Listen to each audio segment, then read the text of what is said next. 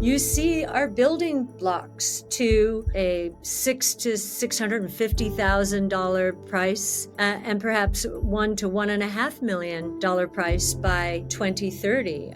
We think most people in the world, at the very least, should have some of their assets in Bitcoin as an insurance policy against confiscation of wealth. The institutional allocation to Bitcoin in the base case, I know at one point we said 2.5%, that may have gone down a little, but if we're right, that assumption alone, I have been in the markets for a long time, and as new asset classes evolve, what institutions do in particular is they tiptoe in. They start with 1%, and then they migrate to 2%, and then they migrate to 5%. So I think in this one, it's 2.5% for the base case. When there's a new asset class, it tends to end up in the 5 to 6% range. This happened to real estate. It happened to private equity, venture capital, which is now much more than 6% in many institutional funds. It happened to the whole category of emerging markets. And so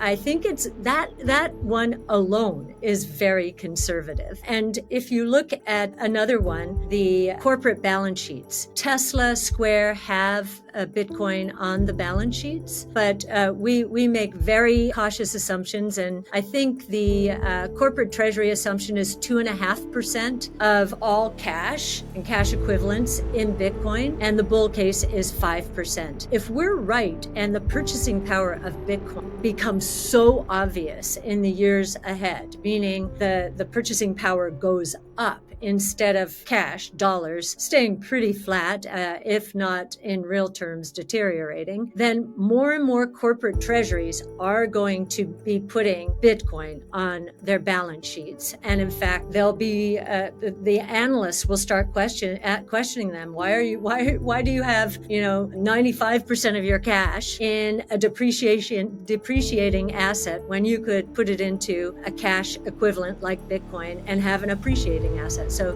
remittances is another very big market. We assume 10% of remittances in the base case and 25%, instantaneous, no fees or minimal fees compared to 8% fees as migrants send back to their home countries. Sovereign treasuries, 1%, only 1% in the base case, 5% in the bull. Just like corporate treasuries, they'll be under pressure to start increasing their exposure to Bitcoin. And emerging markets, not just the state treasuries, but all of the populations who are subject to these swings in their currencies and absolute demolition of their wealth when they go through hyperinflations. We assume 3% of the populations in the emerging markets, 3% of their assets in the base case go to Bitcoin and 10% in the bull. So those are some of the cases. And then there's the other utility economic settlement network case, and that's 5% of all settlements in the base case and 10% in the case. So that gives you a sense of how we have built those two estimates. And those are pretty conservative assumptions, we would suggest. So now with the ETF, what is going on? I think, we know the research people at the SEC, and they know what they're talking about. They are really good. We've met the head of FinHub now, who reports directly to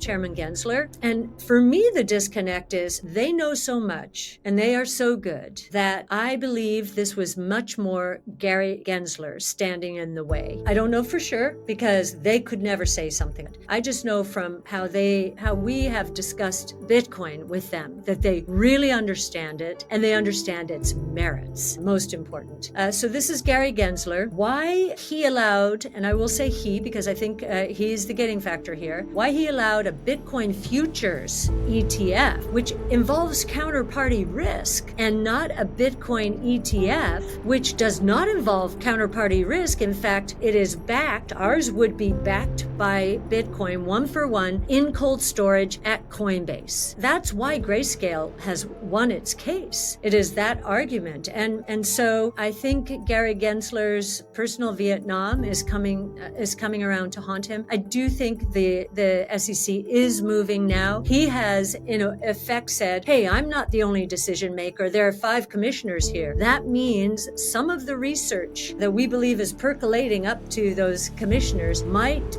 be getting through to them and might be the grounds now for the approval of a Bitcoin ETF. And we don't think that the SEC will approve just one. They will probably approve a group of them. And that means it will become a marketing battle. And we do hope that our research, how much we give away our research, mostly because we feel it very important to educate. It's one of our mission and values. We hope that helps us as we, hopefully being one of those approved, go out and start marketing.